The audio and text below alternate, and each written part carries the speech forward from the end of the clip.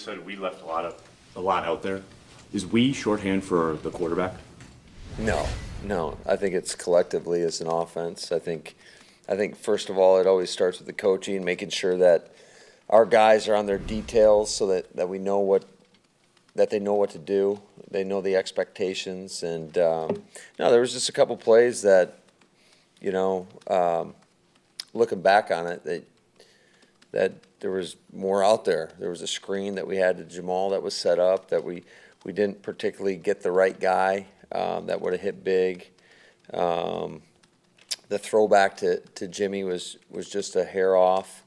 We had Aaron Jones on a third down the field where Aaron was actually hot on the play, and he held it as long as he could and put good air under it. And the defender kind of slipped on that play, and Aaron Jones goes inside instead of outside, so we were just a hair off there. So, but there were multiple plays like that. We had Alan Lazard deep down the field when the pocket collapsed, and sometimes that happens. And again, you always got to give the defense credit for putting us in some of those situations. But I thought, when you look at it, we ran the ball pretty effectively.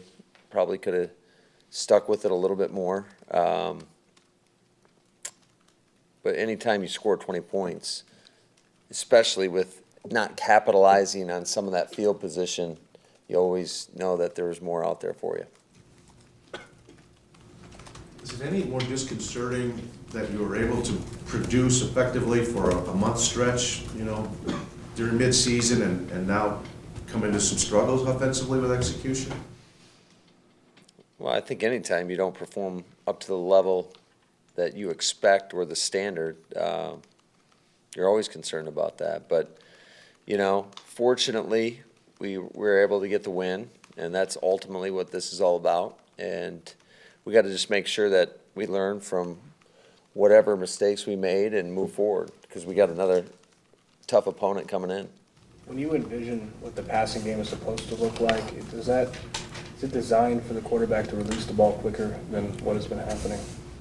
I think it's totally dependent upon what we're seeing. Some of these, everybody wants to make a big deal about how long or how quick the ball's coming out. Some of these are designed play action passes where we're getting them out on the edge. Like the throwback to Jimmy is a great example. I mean, that ball needs time to develop, and our protection allowed it to develop, so he held on to it as long as he needed to. And then in some of those third down situations, they did a really good job of dropping 8. And I don't care what concept you have, if teams are dropping 8 on you, chances are it's not going to be there in rhythm. It's just much like the red zone that you see all the time. When you get down there, teams will do that to you, and it's awesome when you get a quarterback that's able to create and extend plays. And that, I think you saw a lot of that was a byproduct of them doing some different things specifically on third down yesterday, where we as coaches, we got to do a better job making sure we get a couple runs sprinkled in there so teams don't do that to us. I think the first target to a receiver was late in the second quarter. Was that just because of how they were playing you guys downfield and some of the things underneath were more open to tight ends and running backs? Yeah, a lot of that was because of that, but there were some design play actions where you don't necessarily know where the ball is going to go. You have a good idea, but shoot, the first play of the game, we hit Jimmy on what we call a through route, and I didn't necessarily think it was going to go there when we designed the play. We thought it was going to have a good chance to hit Devontae on the deep sit-down route or go to Sternberger on the rail route. It just, you never quite know where it's going to go. And what I'm more concerned about is making sure the quarterback is going through his progression, and I think he did a good job of that. So, no, I mean, we're always trying to get the ball and spread it around, but wherever it goes, it goes. What did you think of your 3 tight end sets? Did you accomplish what you were looking for? And did you get, as part of that, seeing how they might play it, as to whether they would go big on it or small? Was that part of what you were trying to accomplish there too? Yeah, I thought it was a pretty effective personnel grouping for us yesterday. Again, every time you go into a game, you're trying to think about what is the best way to attack somebody, and they had some tendencies that we thought we could go after, and to their credit, we had the one play down in the red zone where we scrambled around, and Aaron scrambled left and threw it to Jace in the end zone, and they showed us something that they hadn't shown before. They hadn't played any two-safety defense, and they dropped 8, and so that's why the play went off schedule. So, but I thought by and large we were pretty effective in 13 personnel, both running and in the pass game. You saw, like I said, the first play of the game, we hit Jimmy on a big completion. We just missed him on the throwback later in the second quarter, but there were definitely some good plays there. Since Tanyan and Sternberger have come back, is that giving you a little chance to experiment or try to, see what you can do with your tight ends a little bit more with the combinations? Yeah, I think so. Anytime you're able to dress 4 tight ends, it definitely makes that personnel grouping a little bit more viable. Because you're not worried. You don't have to worry if somebody were to go down. You still got 3 tight ends. And on the throw to Sternberger in the end zone, was Aaron basically trying to protect him by putting it where he did, or was it a miscommunication? No, it was. I thought he put it in a really good spot. I think Jace he's a young player, and I think the more he plays, the better he's going to get, the better feel he'll get out there. But certainly, we just missed that one. I think he'll slow down on that route in the future because the safety was kind of barreling down. So I thought it was a good ball. Going back to the 2 and 3 tight end stuff, is that a solution when your receivers aren't having a great day? Like Devontae had 4, but everybody else had 3 catches. Yeah, I'm not at all concerned about that. Again, it's about us trying to figure out the best way to attack an opponent. We thought we had an advantage in 13 personnel. I don't know how much film you've watched yet on the Bears. They were struggling kind of in the middle of the season. From what you have seen, what have you seen them be better at these last couple of weeks? Yeah, I haven't even gotten into the Bears yet. I saw the game on Thursday night, and it looked like a dominant performance. As we were game planning, I kind of had one eye on it, and but yeah, we know that they're a team that's kind of on a roll right now. When did you have an idea that maybe Kevin might not be able to go, and then also some of that, knowing that you have the depth there to maybe give a guy a week to get healthy? Yeah, we knew about 2 hours before kickoff. We were going to give him all the way up to, 90 minutes before the game. We've got to put out the inactive list, and so we knew about 2 hours before kickoff, and so we made that decision. How do you feel Josh Jackson did, given the opportunity he had, play a lot more snaps than usual? Yeah, I think he's been coming along well. I think he's done a really nice job in there. I'm excited about him. And he's also shown up on special teams as well. Back on the Bears for a minute, can you get bogged down in kind of the point, counterpoint, chess match of a rematch? What goes into a second time around with the team? Well, there's always wrinkles, especially with division opponents the second time. I think, that first game, I don't know how much stock we'll put into that because it's been a long time ago, and I think our offense is much different than it was then. And I think theirs as well. We attacked them with the predominantly we had 5 what we call bigs, 5 D linemen on the field, and I'm sure they'll have some adjustments for us. I know you talked about Irvin a little bit yesterday. When you watched it back, was it more him making guys miss, the blocking was better, or a combination of that? Total combination. We definitely did a much better job blocking to allow the return to get started. And then he made a couple guys miss, and it was exciting. I thought he did some really good things. Now, you mentioned being different than week 1. We all came out of that game thinking your defense was just super dominant. They've had some ups and downs this year. Where do you think they're at right now? I just think that, just like you said, it's been a little too inconsistent, I would say, in terms of just giving up too many big plays. I thought for the most part, when you look at yesterday specifically, I thought we started off really strong. I think there was 3 and outs, and then the next possession, I believe it was a punt, I think the first 4 possessions were punts, and then they went on a 95-yard drive where they were able to spring an explosive run and just really string together a bunch of,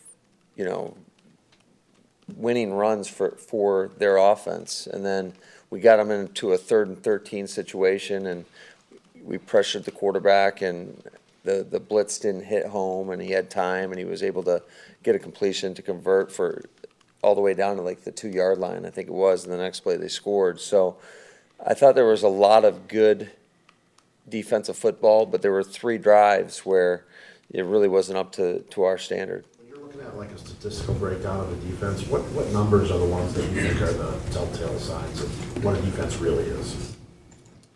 I always think the critical situations are really important in terms of 3rd down conversion, red zone defense, which we've done a really good job by and large for the most part this year. I think yesterday they were 2 for 2 in the red zone, so that wasn't good enough.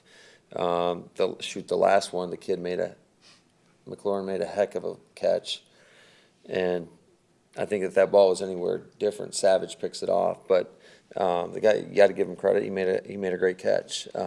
But I just think too, just 1st and 2nd down efficiency is so important, because just like I always talk about our offense being in those 3rd and long situations, we've had too many of them.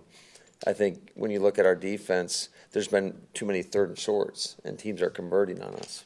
Matt, I don't know how much you prioritize or how important the bye is to you, but if you win your last 3 games, you'll have a home, field for divisional round to be able to watch the wild card. Is that something? Does that change how you approach these 3 games in terms of more urgency, or is you gun for the bye? You know what I'm going to say, right?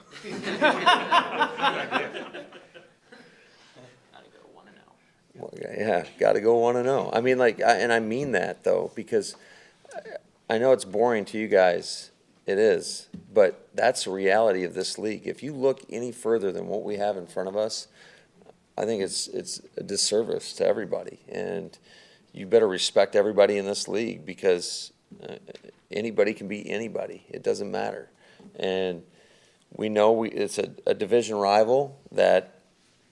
Shoot, they won the division last year. They're the defending NFC North champions. So we better have our mind right, and we know it's going to be a physical game, and they're going to be gunning for us just like we're going to go after them. So it's going to be a tough physical game. So embedded in the 1-0 every week is the importance of winning the game, and you did that yesterday. But as you came in here to talk to us, you mentioned right away the things you left on the field. You outlined the plays. So as you go through a week, you get the win, which is important, and you're not going to apologize for it. But how do you coach differently, and how do you get more out of your offense this week? Are you tougher on them and say we got to have more, or what kind of approach are you able to take when you win a game but you don't win it playing offensively the way you want to? Yeah, I think it's going to start with the coaching, just making sure that we are super detailed so these guys understand what the expectations are and exactly who they're going to, because I think the details separate you. And when I talk about all the plays that we left out there, I think not all of us were on our details. And again, it starts with the coaching. We've got to make sure that we do a great job of communicating what we're trying to get accomplished on every play and why. I think the why is absolutely imperative for these guys to understand what it is they're trying to do. Okay, so you do your part there. Then what do you demand from your guys to do their part if you guys are going to do your part as coaches? Yeah, ultimately they got to go out there and make the plays. And but I say this to our team, we're all in this together. There's no doubt about it. And I love how the mentality of our guys. I don't think anybody was satisfied with yesterday, and I'd be disappointed if they were. 1-0 and you're looking ahead, and there's a lot out there for you guys yet. But did you allow yourself at all any time last night to kind of reflect on your place now in history here? I mean, you talked about the history the very first day you were in this room to all of us. You're the only guy that's ever won 10 games as a rookie head coach here. And there's some pretty big names. Did you allow yourself to reflect on that and what that means to you? And if so, what does it mean to you? I did not. I actually, right after this game, or after the game yesterday, I went upstairs and I put on the film because I knew that there was so much more for us, and I was pretty upset with myself after the game as well. And so I went up there and started watching the tape. So I just know that we're not where we want to be as a football team. I still think I'm optimistic that we can get there with the same approach that we take every week, and that's to beat the Chicago Bears. I thought you said yesterday we'd never know if you went right up there. Well, I let you know. I went up there. Along those lines, Matt, I mean, we peppered you with a bunch of negative-ish questions about the offense today and yesterday too. But you have the big picture. You see everything. You know everything that none of us will ever know. Are you trending the way you want to be trending? I mean, that is the idea since week one, is to be heading that way. Are you heading the way you want to be? Well, I just know about this league. You're only as good as your last game, and if you don't put together the best performance, then you're trending down. So, I've been around a lot of guys that we always talk about. You're getting better. You're either getting better or you're getting worse. You're never staying the same. So we've got a tough task in front of us, not only as a football team, but specifically as an offense versus a really talented defense. And we got to make sure that we get back to work this week and make sure that we're disciplined in our approach and that our process is on point in order for us to make sure we get better this next game. One thing you did do well was run the ball. And were you running it how often were you running it in bad numbers? Were they trying to blow it up and stop your run? And was that something that was positive? Absolutely, yeah, no doubt about it. We did a really good job in the run game, so I don't want to discredit that. There's no doubt about it. Our guys were coming off the football. I thought we were playing physical. We always make sure the receivers are blocking. There were some key blocks out there. I know Alan Lazard had a couple great blocks. I thought Jake Kumaro had a huge block on that sprung Aaron Jones. So I thought our tight ends, I thought Mercedes Lewis did a really good job. I thought our offensive line was coming off the ball, and I thought our backs were running hard. I know there was a disparity in the yards per carry, which I'm not as concerned about as you guys are, but Jamal Williams, I can't tell you how many times he was churning out tough yardage where the play wasn't blocked up quite as well, but we were still getting positive yardage, and I thought our backs did a really good job after contact. So I was really pleased with all of that. Thanks. So you didn't reflect on what you accomplished yesterday, but it was a significant win. Kyle had a hell of a win yesterday. Sean had a big win last night. Is there a text chain, group text with the three of you, or do you guys, is there any contact when you guys have things going on during the season? Or No, not so much, to be honest with you. I haven't talked to those guys in a while, so but no, I was happy for those guys, but I'm concerned about us.